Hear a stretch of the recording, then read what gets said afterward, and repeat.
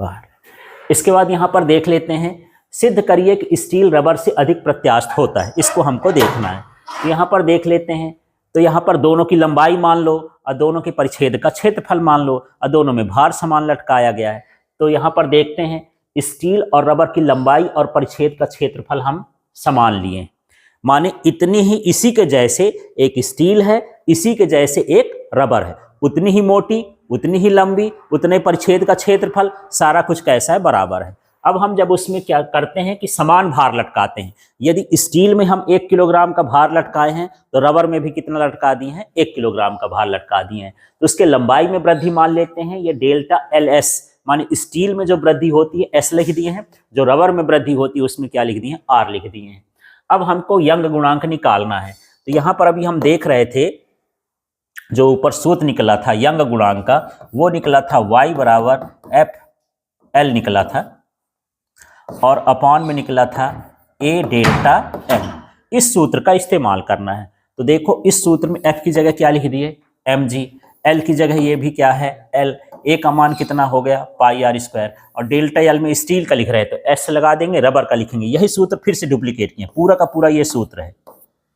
तो सब में क्या लग गया है, RR, है ना। जो मान बदलेगा उसमें भर R लगेगा। बाकी देखो भार दोनों में बराबर है तो mg में कोई फर्क आया नहीं।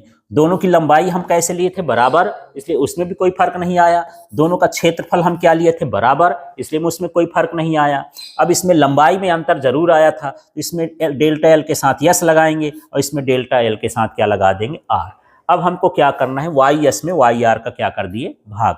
तो भाग करने का मतलब ये है, ये जितना कुछ भी लिखा है यहाँ लिख दिए, और यहाँ पर जो रबर का लिखा है उसके बटे में ये रबर का लिख दिए। देख लो, बस बटा जो है थोड़ा तिरछा लगा है, थोड़ा मिला लो यार इसको। देख लो यहाँ पर देखो ये YS का है तो क्या लिखा हूँ, MGL, फिर इसके बटे में क्या लिखा, पाई आर स्क्वायर, डेल्टा LS वही लिख दिया ना, फिर बड़ा बटा लगाया, फिर इसका MGL और बटे में ये हो गया। यहाँ पर आप देखोगे MG कट जाएगा, LL कट जाएगा, पाई आर स्क्वायर कट जाएगा, ये बटे के हैं इसलिए ऊपर चला जाएगा, ये वाला कहाँ चला जाएगा, नीचे। अब यहाँ पर रिलेशन देखो, ये व्युत्क्रमानुपाती है, ये YS है और ये लंबाई है, मतलब यदि लंबाई ज्यादा तो यंग गुणांक क्या होगा, कम, ठीक। तो लंबाई कम तो यंग गुणांक क्या होगा, ज्यादा।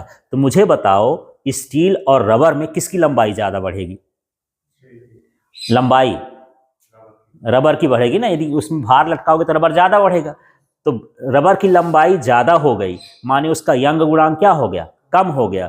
तो जो रबर होता है वो कम प्रत्यास्थ होता है।